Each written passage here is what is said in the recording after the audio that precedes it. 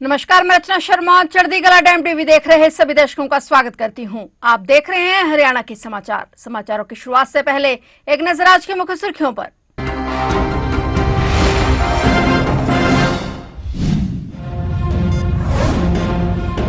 प्रधानमंत्री नरेंद्र मोदी का कुरुक्षेत्र में प्रस्तावित दौरा। मुख्यमंत्री नायब सिंह सैनी ने की तैयारियों की समीक्षा। सीएम सैनी ने अधिकारियों को दिए आवश्यक दिशा निर्देश।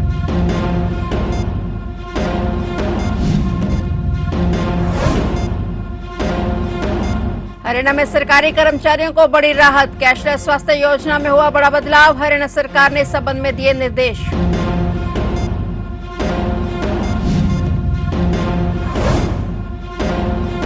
ईडी ने वाटिका बिल्डर पर मनी लॉन्ड्रिंग मामले में कसा शिकंजा। 108 करोड़ की संपत्ति अटैच। प्रवर्तन निदेशालय ने की बड़ी कार्रवाई।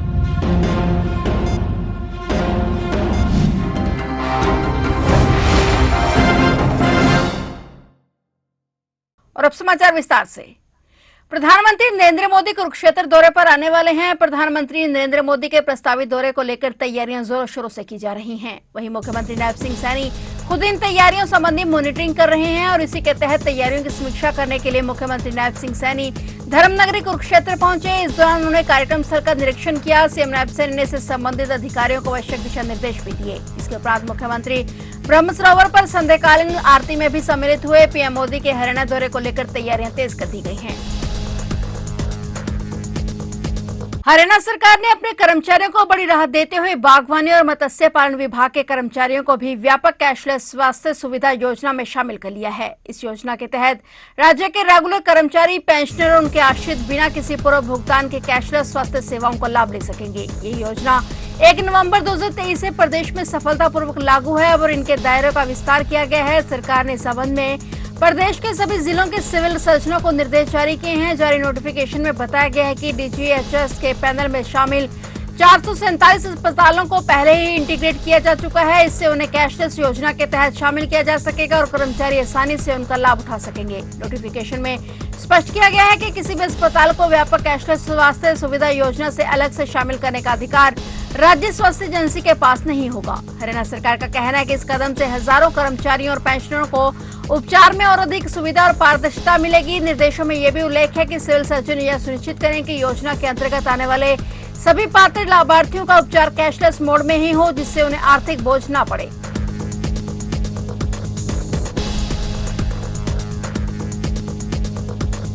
प्रवर्तन निदेशालय गुरुग्राम कार्यालय ने बिल्डर निवेशक मामले में वाटिका लिमिटेड से संबंधित एक बड़ी कार्रवाई की है। ईडी ने मनी लॉन्ड्रिंग निवारण अधिनियम 2002 के प्रावधानों के तहत करीब 108 करोड़ रुपए मूल्य के एक कमर्शियल जमीन करीब 1.35 एकड़ को अस्थायी रूप से प्रोविजनली अटैच किया है। ईडी ने यह जांच 2021 में आर्थिक अपराध शाखा दिल्ली द्वारा वाटिका लिमिटेड और उसके प्रमोटर नील भल्ला, गौतम भल्ला और अन्य के खिलाफ आपराधिक साजिश, धोखाधड़ी और बेईमानी से निवेशकों, खरीदारों को प्रेरित करने से संबंधित धाराओं 120B और 420 आईपीसी के तहत दर्ज की मामलों के आधार पर शुरू की थी। और ईडी की जांच में यह पता चला है कि वाटिका लिमिटेड ने निवेशकों को उच्च मूल्य वाले भविष्य की परियोजनाओं के लिए निवेश करने के लिए आकर्षित किया था, जिससे परियोजना पूरी होने तक सुनिश्चित रिटर्न और उसके बाद लीज रेंट रिटर्न का वादा किया गया था। हालांकि कंपनी ने बीच में ही सुनिश्चित रिटर्न देना बंद कर दिया और संबंधित फ्लैट भी निवेशकों को नहीं सौंपे। इससे आपराधिक साजिश, धोखाधड़ी और बेईमानी से संपत्ति की डिलीवरी नहीं करने का अपराध हुआ। और जांच में यह भी सामने आया है कि कंपनी ने समय समय पर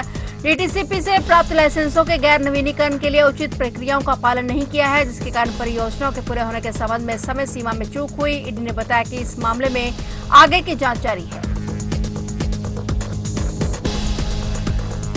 नारनौल में स्कूल बस को रोककर बदमाशों द्वारा पिस्तौल तानने का गंभीर मामला सामने आया है। डीवी स्कूल की बस रूट नंबर 46 पर नियमित रूप से बच्चों को छोड़ने जा रही थी, तभी बिना नंबर प्लेट की सफेद बोलेरो में सवार युवकों ने बस को ओवरटेक कर रास्ता रोक लिया। बोलेरो में काले शीशे भी लगे हुए थे और बस चालक सुदेश और कंडक्टर रविदूत ने बताया कि आरोपियों ने बस के आगे आकर वाहन रोक लिया और पिस्तौल दिखाते हुए धमकी दी कि या तो यह मार्ग बंद कर दो या इस हिस्से पर स्कूल बस चलाना बंद कर दो। उस समय बस में कई छात्र बैठे हुए थे, जिससे बच्चे डर गए और बस में दहशत फैल गई। स्कूल प्रिंसिपल राजेश कुमार ने इस घटना की शिकायत एसपी को दी है। उन्होंने बताया कि बस नारनौल से तोताहेड़ी, सिरोही बहाली, ढानी, ब्यावली, यानी बंडावली मोहनपुर बाईपास और कालबा तक चलती है। यह घटना बच्चों और कर्मचारियों की सुरक्षा के लिए गंभीर खतरा है। शिकायत मिलने के बाद पुलिस ने तुरंत एफआईआर दर्ज कर जांच शुरू कर दी है। पुलिस टीमें बोलेरो सवार आरोपियों की तलाश में जुटी हुई हैं और स्कूल प्रशासन ने पुलिस से रूट पर चलने वाले छात्रों और स्टाफ की सुरक्षा सुनिश्चित करने की मांग की है।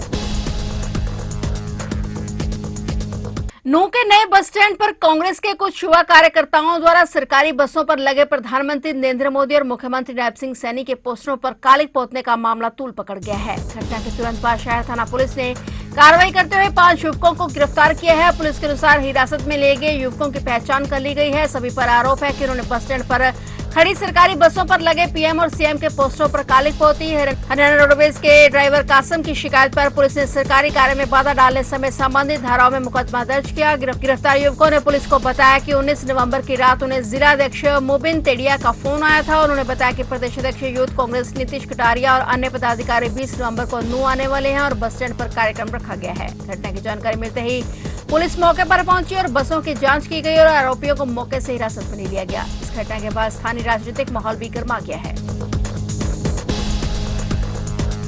रवि दहिया ने टोक्यो ओलंपिक में रजत पदक जीतकर भारत का नाम रोशन किया था। अब ओलंपियन रवि दहिया अपने जीवन की नई शुरुआत करने जा रहे हैं। वे जल्दी शादी के बंधन में बंधने जा रहे हैं। रवि दहिया की सगाई 29 नवंबर को होगी और उससे अगले दिन 30 नवंबर को उनकी शादी होगी। ओलंपियन रवि दहिया की दुल्हन का नाम रिचा है। इस शादी में इंटरनेशनल लेवल के कई पहलवानों के भी पहुंचने की उम्मीद है। बता दें कि रिचा सोनीपत बिलबिलान गांव की रहने वाली हैं और रवि दहिया किसान की बेटी से शादी कर रहे हैं। रिचा एमए की छात्रा हैं। उनकी सगाई 29 नवंबर को होगी।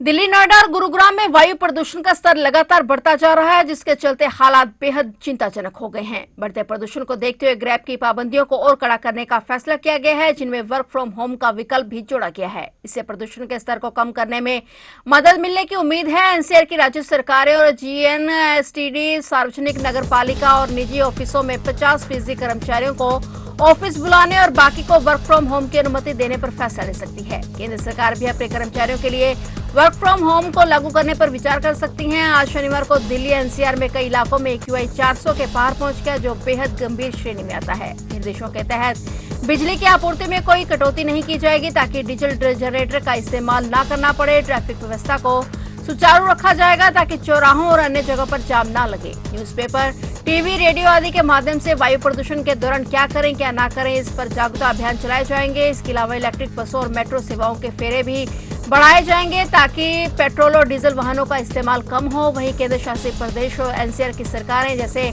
उत्तर प्रदेश, दिल्ली, हरियाणा, एनसीआर के जिलों में अपने कर्मचारियों के लिए ऑफिस टाइम में बदलाव कर सकती हैं। बढ़ते प्रदूषण को नियंत्रित करने के लिए आने वाले दिनों में और भी सख्त कदम उठाए जा सकते हैं।